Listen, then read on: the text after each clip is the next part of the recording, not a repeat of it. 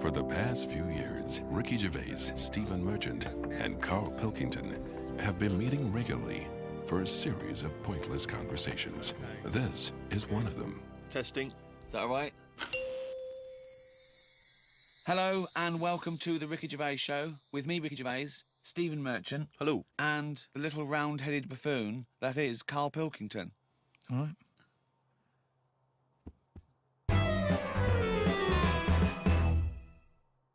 Karl, I've got a couple of little facts for you, just to try and inflame your imagination. Go on.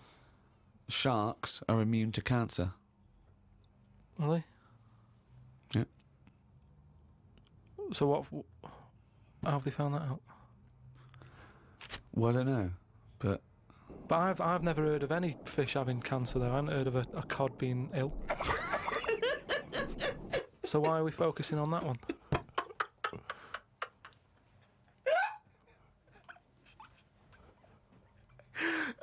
good point. Okay. Stroking a spider can cause its hair to fall out. What? Because it doesn't like it and it gets stressed out, or is it just that some people are rubbing too hard?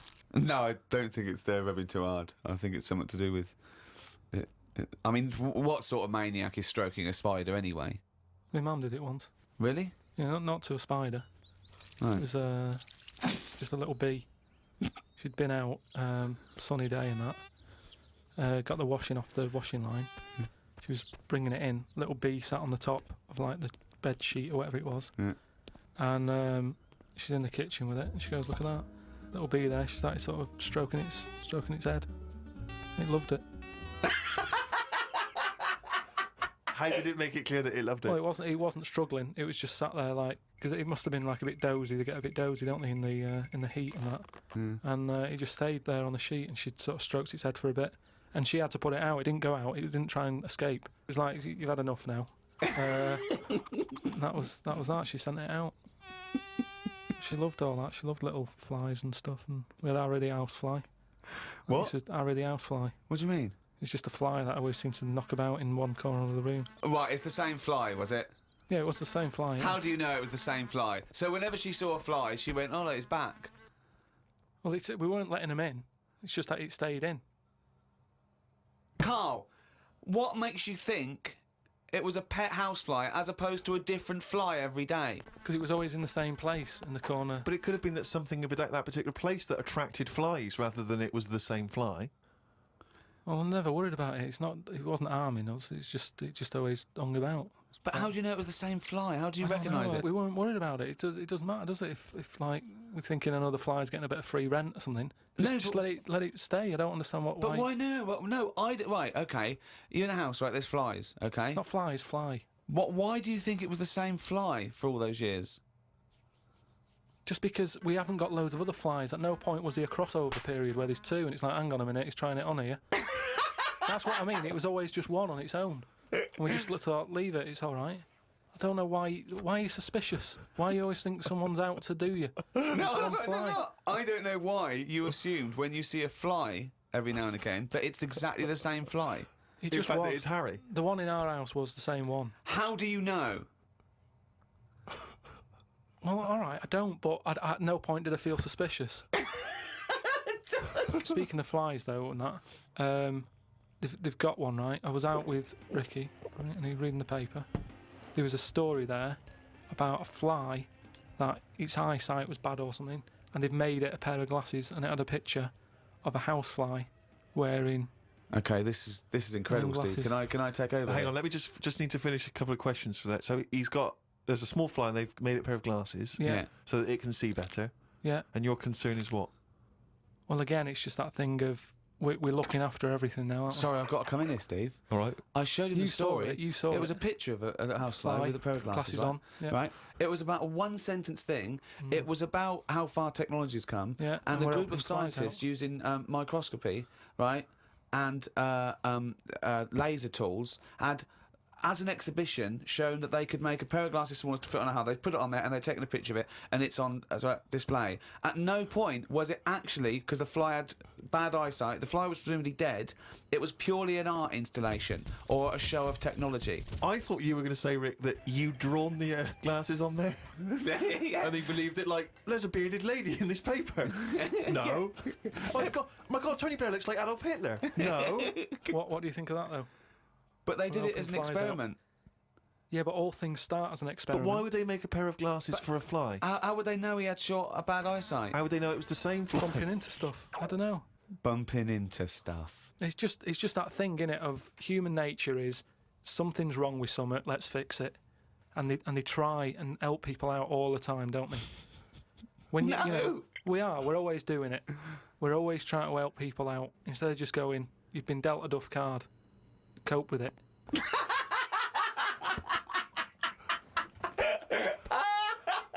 Came up with a good idea. We'll be the judge of that. I'll do it now. It's not a good idea. Okay. Okay. I'm sticking my neck out here. I think this isn't going to be a good idea. Okay. Thoughts? Well, I'm going to agree with you. I'm going to second that motion. Okay, let's see. Let's see if we're both right. See-through skin. High five, Rick.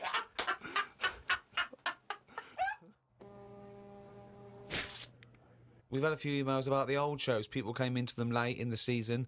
Did I not tell you this? We had an email from an Inuit. Really? Yeah. I thought I'd mentioned this. Have we not mentioned this before? No. No, it was an email from a guy who said, I don't think he lives in Canada, I think, or somewhere else. I apologise if I'm getting that wrong. But I think he said he was half Inuit and he listens to the show. Half Inuit? See, that's interesting because I think it was so remote. I know I'm probably wrong now, but I think that those are so remote that I can't think where they're meeting people who aren't that are also Inuit, yeah. Oh, and who's going, other societies are going, I'll tell you what, I'm fed up, there's no action here, I'm going to the frozen tundra, I'm about to meet someone there. Yeah. Where do they meet? Do they do online dating? What Probably a lot of online stuff. do you put as hobbies? Fishing? Yeah. Skinning stuff. Skinning stuff, yeah. What stuff to skin? Seals. Seals, yeah, sure. That's about it, isn't it? Why are they hanging about round there? Why are seals going, do you know what, it's cold, I'm sick of it here. It's windy all the time, what have you, and I'm getting a club on the head.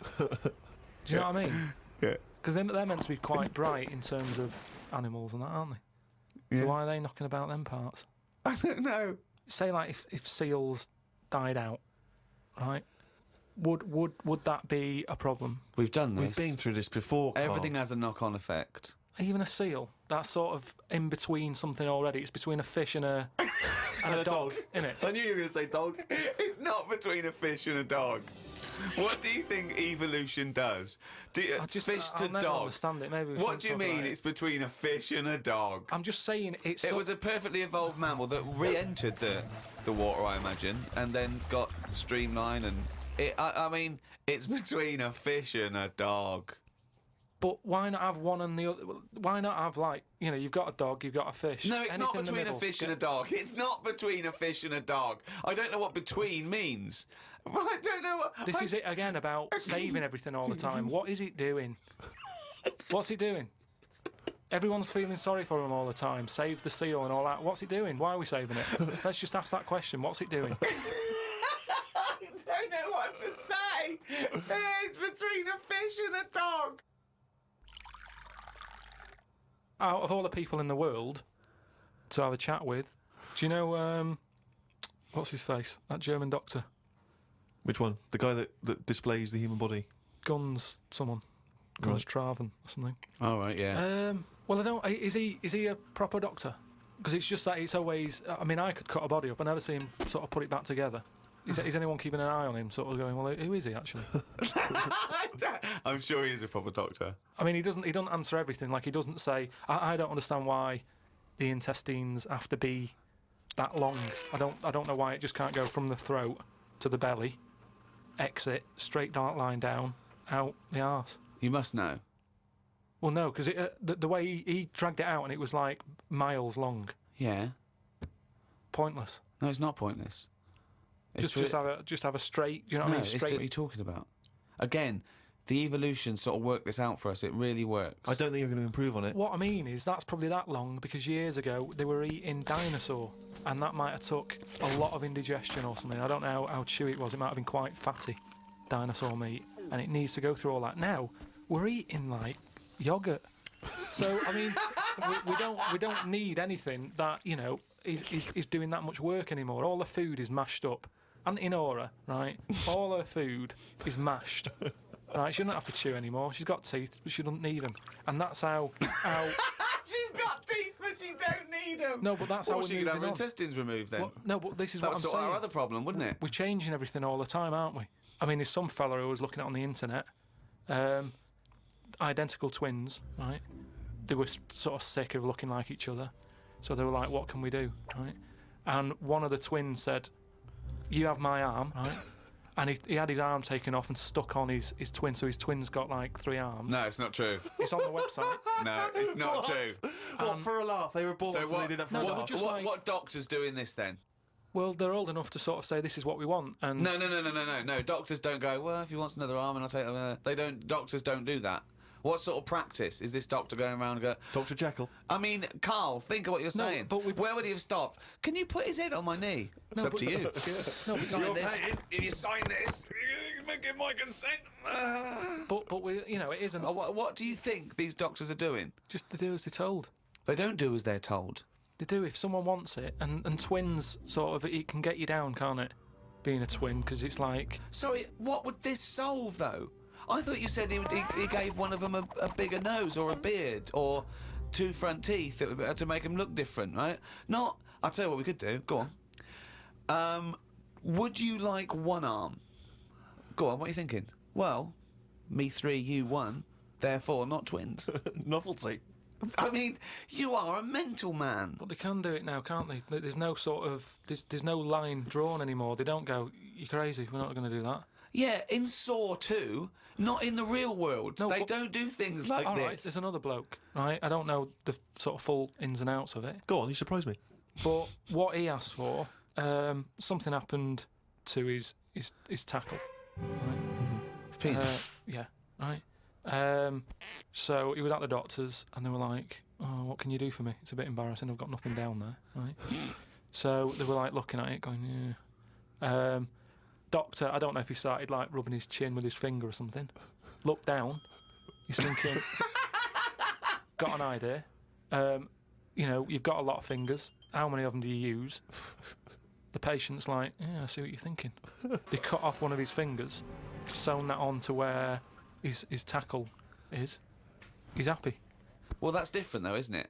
Well, That's where they've really taken different. tissue. I know, but I assume they fashioned it into more of a knob than a finger. If you were doing that, use a sausage. I mean, why lose a finger for? Well, I'll tell you why. Because your finger has your tissue, your blood type, and therefore would graft near your testicles. A sausage is a thing that's made by a butcher out of offal, okay, that really can't be grafted onto any part of the human Yeah, but- body. That's why they very rarely use any meat products Yeah, in surgery. surgery. I know, yeah. I mean, why not use a sausage? You're a mental case. I always remember this story when I was a kid about some bloke. He had throat cancer, right? And his doctor said, "Carry on with your life, right? It's not going to be that good, but just carry on. But don't eat meat." And he was like, "Oh, I love meat." He's like, "Yeah, but just don't, have your veg, keep yourself strong, but don't be eating that." Anyway, he was fed up because he loved his meat, and his wife was feeling a bit sorry for him one day. And thought, I'm sick of him looking fed up and that. All he wants is some meat, for God's sake. Give him some meat. So she goes to the butcher's, gets him a big piece of, like, steak and what have you. He can't believe it. He's like, "Oh, brilliant, cheers for that." Anyway, he's got the meat on his plate, just about to tuck in, and the cancer comes out from his throat. What? No, it's something, I know, it sounds really weird, but it's something that I was told about years ago when I was growing up. What are you talking about? It was just some bad illness, some cancer thing, and it was coming out waiting for the meat. It was sort of dying. Again, a lot of your medical knowledge is from... It's from the film Alien. So this guy with throat cancer, okay, as opposed to it being a disease of the cell. It was like a living. The Alien. It was Alien. So it was the animal. It was the little animal cancer. That's why What he are you wasn't allowed to talking eat about? meat. He wasn't allowed to eat meat. So it's 'cause sitting there. So it's actually sitting there and throwing. Well, I'll tell you what I'd have done if I'd have had some cancer in my throat. I go, there you go, rid of that. What are you talking about? So what happened? He choked to death on this thing, and the wife was like, "Oh, I shouldn't have given him the meat after all." Just That's listen a to bollock story. It's all. There's loads of weird stuff like that There that is. happens in medical stuff. Well, the terrible thing is, if you got testicular cancer and you eat meat, your bollocks come out of your trousers, and they're all over the plate, Yeah. and you have to be asked to leave the restaurant. Oh, chimpanzee, that is only gonna bring it down a little. That's the jingle for Karl's diary, excerpts of which we read each week. Get straight into it. A band from the Conga have won the Best Newcomers in a Radio 3 competition. They use pots and pans for instruments. It says that the Conga is a poor, sad place. So why do people do that happy dance at the end of parties called the Conga? Right, one is the Congo. There's no place called the Conga. They come from a place called the Congo. Conga! Fucking hell, you're such a... Met Suzanne at Euston Station. I said I would sort out the tea tonight, so I called the curry house. The fella couldn't understand me. I asked for 2 poppadoms. He kept saying, how many? I kept saying 2. He still couldn't understand. I said 1 more than 1. He understood. When we picked up the food and took it home, there were 5 poppadoms in the bag. Oh, God! Oh, God. There is a restaurant somewhere that sells knobs to eat. No, there's not. There is. No, there's not. No, there is. It says that women can't eat too many of them, and if you want a seal's knob for dinner, you have to book in advance. Right, it's gobbledygook. This is the ramblings of a madman again. It's a trend, he writes. It won't last long. It'll be like hummus. Called Ricky and asked what the difference is between the mind and the brain. Yeah, he did. That's a hell of a phone call Yeah, to get. unbelievable. Unbelievable. Ricky did explain, but I can't remember what he said. I wondered at what age you are when the mind kicks in. Okay. Ricky changed the subject and said there is an island called Spider Island. There's nothing but spiders on it. A bloke went to visit the island and said there was 1,000 types of spider in one tree. What do you think about that? What do you think of an island that's just full of spiders? I don't know, because you need spiders. I don't know what they do, but they say a world without spiders, like, wouldn't be good. But they sort of do something. There's something about if you did get rid of them all, it would have an effect. Well, of course it would. Get rid of anything, it would have an effect. Not everything though. Like I've said, jellyfish and what have you. Well, no. It's 97% water or something. Yeah. So how much are they doing? Just give them another 3%, make them water. And that's more useful. Give them another 3% and make them water. Oh, God. Went into the gadget shop today. It's full of stuff that we don't need. Gadget used to be a good word that made you think of James Bond with all his gadgets. The best thing I could find in the shop was a clock that ran on potatoes. We are definitely going backwards. I agree. Well, who cares about that? A little electrical impulse. So what? Had a night out with old schoolmate. Found out about more of the other lads I went to school with. One is living underground. What do you mean living underground? Not like a mole. Do you Yeah. mean he's got a basement, or do you mean he digs a hole every night? My mate went to visit him and he said it had been raining really heavily and that, and it's all the rain's running in. What do you mean he went to visit him? He went down here. What's that? That's an hole in the ground. Yeah, come in. He just said, "Oh, come round see us," and he's living underground. What do you mean he's living underground? He's happy down there. He said it was really muddy and what have you. He said he won't be going back to visit him. I believe this, though. I believe someone he went to school with now lives in a hole. That doesn't shock me. You spent far too long with him, if that, now you're just happy to accept. I totally accept that. I'd be surprised if I walked round where he lived that there weren't more people living in holes. His dad wanted to throw his budgie on the fire. True. His budgie died, his dad said, let's throw it on the fire. I mean, his mum, what did your mum do? She just was worried about the other bird that was left, so she made it a bit of company by getting a rock, getting a feather off the dead budgie, sticking it on the rock, putting it in the cage. So a Bit of man company. living in a hole It's not is unusual. not that bizarre. Right, carry on. Watched a film about Hitler. Didn't watch all of it as it was subtitled. Can't be doing with that. Asked Suzanne if cinemas are full of deaf people when they're showing subtitled films. She said, shh, I'm trying to watch it. I said, what do you mean, shh? It's subtitled. I can make as much noise as I want. Yeah. She's a lucky, lucky woman. You must be a joy to watch a subtitled film. I mean, the concentration is up there already. It's not as easy as when you're hearing it, because you read things, but it's possible. If you had a buffoon going, I'm just going to sit here and make as much noise as I want, what's the point of that? Yeah. Do that in a cinema. Just walk into a subtitled film and go, right, everybody, let's all do the Congo. We're having our bathroom done. The bathroom man was round at 9 this morning. We weren't allowed to use the shower because it all had to be bone dry before we could use his waterproof filler. Not that waterproof then. Went for a brew with Ricky. We talked about monkeys and how they are closer to humans than they are to apes, and how bees will drink cider to get off their heads. Now and again there is a bee that lets the drinking get in the way of the work, and other bees sting it to death. Blimey.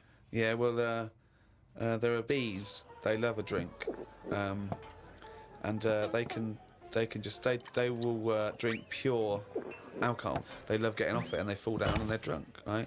But some bees get addicted in the same sort of percentage as human addiction. Like 10% of bees, they can't get enough of it. They take ethanol, they take cider apples and that, and then when they get back to the hive, they go in a bit pissed, and they've got guard bees, and they go, "Come on, we've all had a drink." Bouncers. Yeah. They sort of are, right? And they push them away, and they push them away again. Then the next time they go, right, I've had enough. And they give it a good hiding. And Karl couldn't get over this. I saw his face, but I knew that he was thinking of that bee with sort of like eyes rolling around his head, a little bit belligerent with his jacket on backwards. Yeah. And the bouncer going, come on, son, we've all had enough. Let's move away, Yeah. move away. You're not coming in, all right? You're wearing trainers. Yeah, you're wearing 3 pairs of trainers, and I'm sick of it, But what I did find out, because I went home and went on the computer trying to find out about drunk bees knocking about, they're not actually meant to fly. It's only because they don't know. Fly. Well, no, but they're if they were told that you're not actually designed to fly, they wouldn't bother. No, this is that thing that goes around that aerodynamically, on the face of it, looking at the size of the wings and the body proportions and everything, that it's a surprise that they can fly. Okay, it's not that no one's ever told them they can't, and as soon as someone tells them you're not meant to fly, they all fall out of the sky going, "Oh, what are we doing?" Like in a cartoon. No, but it's something about the confidence and that. At the moment, nobody's saying. It's nothing to do with the confidence. There is no such thing as confidence in bees. A bee never loses its nerve. That's not why it drinks. Because what are you drinking for? I'm just not confident anymore. There's no point to turn to the bottle. I can't go up there again. You're an idiot.